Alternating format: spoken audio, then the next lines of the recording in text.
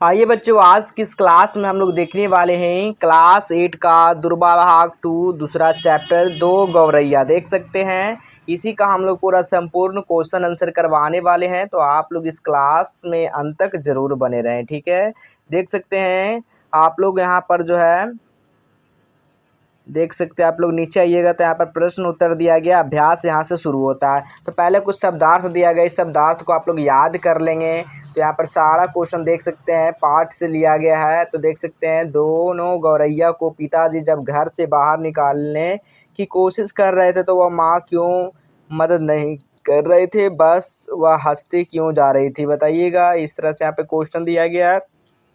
पशु पक्षी और हम मल्हार देख सकते हैं पाठ के आगे अंदर के आने के रास्ता सब कुछ यहाँ पर दिया गया। इसी का संपूर्ण हम लोग क्वेश्चन आंसर देखने वाले हैं। तो चलिए सीधा हम लोग इसका उत्तर बताने जा रहे हैं, तो आप लोग ध्यान पूर्वक देखेंगे।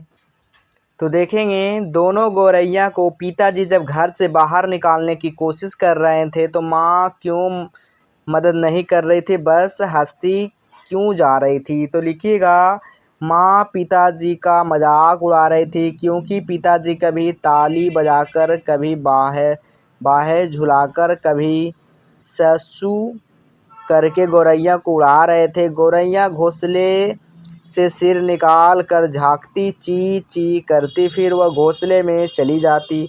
यह देखकर माँ हंसने लगी और माँ कहती सारे दरवाजे बंद करके एक खोलो तभी चिड़िया निकलेगी। तो इस तरह से इसका आंसर नोट कर सकते हैं। दूसरा क्वेश्चन देखिएगा, दूसरा क्वेश्चन आपसे पूछा गया है, देखो जी चिड़िया को मत निकालो, माँ ने पिताजी से गंभीरता से यह क्यों कहा। तो नोट करेंगे, लिखिएगा उत्तर में, देखो जी चिड़िया को मत निकालो, माँ ने ऐसा इसलिए कहा क्योंकि उन्हें ऐसा लगता था कि चिड़िया ने अब तक अंडे भी दे दिए होंगे, वो उन्हें सेकना चाहती होगी। किसी भी प्राणी को परेशान करना तथा उसे घर उजाड़ना गलत होता है, यह माँ जानती थी, तो इसलिए उसको मना की पिताजी को। ठीक है, अगला क्वेश्चन यहाँ पर देख सकते हैं, तीसरा नंबर क्वेश्चन पूछा गया, किसी को सचमुच बाहर निकालना हो तो उसका घर तोड़ देना चाहिए, पिताजी ने गुस्से में ऐसा क्यों कहा, और इस कथन को माँ सहमत थी, क्या तुम सहमत हो, अगर नहीं तो क्यों। लिखिएगा चिड़िया के बार बार आने व तिनके बिखेरने से पिताजी परेशान थे, इसलिए तंग आकर उन्होंने ऐसा कहा, परंतु माँ को यह बात अच्छी नहीं लगी, क्योंकि किसी को निकालने के लिए उसका घर तोड़ देना ठीक नहीं है, उसमें उसके अंडे या बच्चे भी होंगे, मर जाएंगे। पिताजी की बात से हम सहमत नहीं हैं, माँ की बात से सहमत हैं। तो इस तरह से इसका आंसर नोट करेंगे। तीसरा देखिएगा, कमरे में फिर से शोर होने पर भी पिताजी अब की बार गौरैया की तरफ देखकर मुस्कुराते क्यों रहे। तो देखिएगा, लिखिएगा आंसर, पिताजी घोंसले में घोंसला तोड़ रहे थे तो उसमें चींची का आवाज़ आई, अंडा में से बच्चों निकल आए थे, तभी पिताजी घोंसले वापस रख दिए, क्योंकि उसको बच्चे पर दया आ गई। अब चिड़िया को दाने लाकर अपने बच्चे को खिला रही थी। यह देखकर पिताजी मुस्कुरा रहे थे, क्योंकि अब उन्हें पता चल गया था कि बच्चे होने के बाद थोड़े दिन में वो बच्चे को लेकर अपने आप ही उड़ जाएगी। ठीक है, इस तरह से लिखिएगा पशु पक्षी और हम। तो चलिए अगला क्वेश्चन क्या कह रहा है देखेंगे। तो देखिएगा यहाँ पर, इस कहानी से शुरू में कई पशु पक्षियों की चर्चा की गई। कहानी में वो ऐसे कुछ काम करते हैं जैसे मनुष्य करते हैं, उनके ढूंढकर तालिका पूरा करें। जैसे पक्षी क्या है, तो घर का पता लिखवा कर लाएं। बूढ़ा चूहा अंगीठी के पीछे बैठता, शायद सर्दी लगी रही। बिल्ली फिर आऊँगी कहकर चली जाती है। चमगादड़ पंख फौज की छान यानी कि छावनी डाले हुए हैं। चींटियाँ इनके फौज की छावियाँ डाले हुए हैं। तो इस तरह से आप लोग लिख सकते हैं।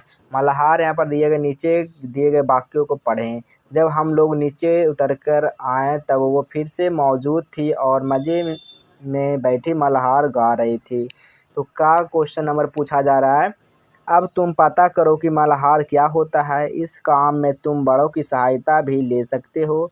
तो उत्तर लिखिएगा गीत वर्षा। बताओ कि क्या सचमुच चिड़िया मल्हार गा सकती है, तो लिखिएगा नहीं। बताओ कि कहानी में चिड़िया द्वारा मल्हार गाने की बात क्यों कही गई है, क्योंकि चींची का जो आवाज़ निकल रहा था उसी को कहा गया है। अब यहाँ पे है अंदर आने का रास्ता। तो देख सकते हैं पूरी कहानी में गौरैया कहाँ कहाँ से घर के अंदर घुसी थी, सूचना बनाओ। तो गौरैया कभी दरवाजे के नीचे खाली जगह, कभी रोशनदार टूटे शीशे के अंदर घुसती थी। इस तरह से नोट कर लेंगे। अगला प्रश्न है, अब अपने घर के बारे में सोचो। तुम्हारे घर में यदि गौरैया आना चाहे तो वो कहाँ कहाँ से अंदर घुस सकती है, इस पे शिक्षक को बताना है। यानी कि ये शिक्षक को आप लोग बताइएगा कि आपका घर में आएगा तो वो कहाँ कहाँ जाएगा, इस तरह से आपको बताना है। ये अपने तरीक़ा से आप लोग इसका आंसर बता सकते हैं। अगला यहाँ पर कहने का अंदाज। माँ खिलखिलाकर हंस दी। इस वाक्य खिलखिलाकर शब्द बता रहा है कि माँ कैसे हंसी थी। इस प्रकार नीचे दिए गए रेखांकित शब्दों पर ध्यान दे। इन शब्दों में एक एक वाक्य बनाओ। तो पहला क्वेश्चन का नंबर देखेंगे, पिताजी ने छिड़ककर कहा, तू खड़ा हो क्या देख रहा है। तो उत्तर लिखिएगा, गरीब बच्चे ने बड़ी दयनीय अवस्था में पैसा मांग पर उसने बड़ी बेदर्दी झिझककर उसे दूर कर दिया। अगला प्रश्न देखेंगे, आज दरवाजे बंद रखो उन्होंने हुक्म दिया। तो राजा ने अपराधी को फांसी की सज़ा का हुक्म दिया। इस तरह से लिखेंगे आंसर। अगला है, देखो जी चिड़िया को मत हिलाओ, माँ ने अब की बार गंभीरता से कहा। पिताजी बड़ी गंभीरता से अपने बेटे को समझाया। अगला प्रश्न है, किसी को सचमुच बाहर निकालना हो तो उसका घर तोड़ देना चाहिए, उन्होंने गुस्से में कहा। लिखिएगा, आजकल वो बहुत गुस्से में रहता है। अगला है यहाँ पे, तुम इनमें मिलते जुलते कुछ शब्द को सोचो और उनका प्रयोग करते हुए कुछ वाक्य बनाओ, जैसे धीरे, जोर, अटकते हुए, हकलते हुए, फुसफुसाते हुए आदि।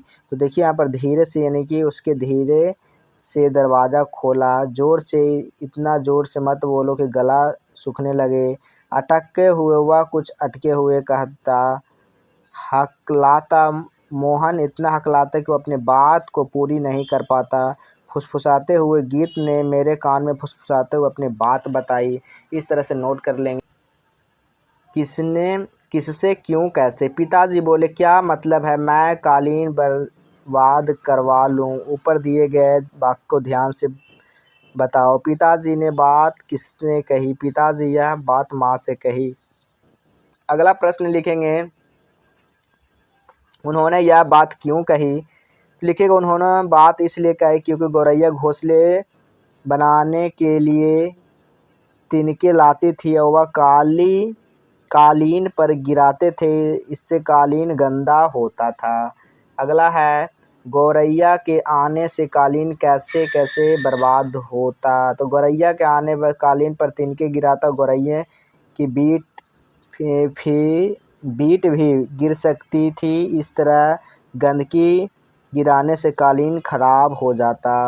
अगला प्रश्न है, सराय। पिताजी कहते हैं कि वह घर सराय बना हुआ है। ऊपर के वाक्य को पढ़ो और वाक्य बताओ। सराय और घर क्या अंतर होता है, आपस पर इस पे चर्चा करना है। तो लिखिएगा उत्तर में, सराय में लोग किराया देकर कुछ समय के लिए रहते थे और चले जाते थे। सराय में मकान से उन्होंने कोई लगाव नहीं होता था, परंतु घर में अपनापन जुड़ा रहता था। उसमें पूरा जीवन लोग काट लेते थे। घर में एक ही परिवार के लोग रहते थे। सराय के अलग अलग स्थानों में आए लोग कुछ समय के लिए रहते थे। पिताजी को अपना घर सराय क्यों लगा। तो लिखिएगा, पिताजी अपने घर सराय इसलिए लगा क्योंकि वहाँ का कोई अभी आ जाता, जैसे चिड़िया, कबूतर, चमगादड़, बिल्ली, चूहा, चींटियाँ, इसलिए पिताजी को सराय लगा। ठीक है, सराय मतलब कह सकते हैं किराए का मकान। ठीक है, वैसे लग रहा था किसको, तो पिताजी को। ठीक है, सराय मतलब किराए का मकान जैसा।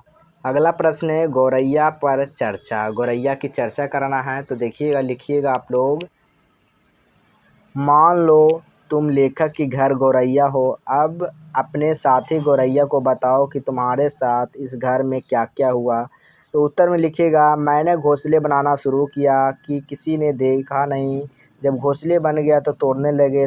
थोड़े दिन शांत रहे, फिर हमें भगाने की कोशिश करने लगे। सभी दरवाज़ा खिड़कियाँ बंद कर दिया, आने जाने का रास्ता भी बंद कर दिया। मेरे घोंसले में अंडे थे, उनकी हालत देखकर बहुत दुख हुआ। फिर एक दिन घोंसला तोड़ने लगे, तभी बच्चे उड़ना सीख चुके थे वो फिर उड़ गए। इस तरह से नोट कर लेंगे। कैसे लगे तुम्हें इस कहानी में कौन सा सबसे अधिक पसंद आया, तुम्हें उनकी कौन सी बात सबसे अधिक अच्छी लगी। माँ, पिताजी, लेखक, गौरैया, चूहे, बिल्ली, कबूतर और अन्य कुछ। ठीक है, इस तरह से लिखिएगा। माँ की बात, माँ ने द्वारा लिखी गई बातों को इन्हें पढ़ें।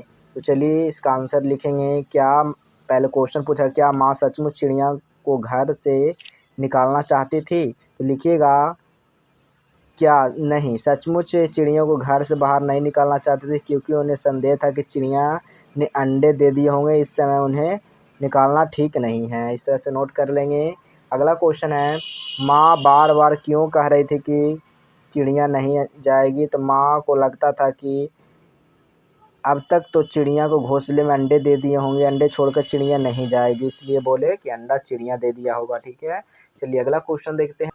अगला है, तुम्हारे विचार से इस कहानी में कौन सुन रहा है, तुम्हें यह किस बातों से पता चला। तो लिखिए, हमारे विचारों से कहानी एक बेटा सुन रहा था। जब वो अपने छोटा था तो यह घटना घटी थी, उसके याद करके वह सुन रहा था। इस कहानी में वह अपने पिताजी और अपने माँ के बारे में कह रहा था। इस तरह से नोट करेंगे तो यहाँ पर आपका इस चैप्टर समाप्त होता है, दुर्वा, जो कि क्लास 8 का चैप्टर नंबर 2। तो चलिए हम लोग मिलेंगे अगले क्लास में।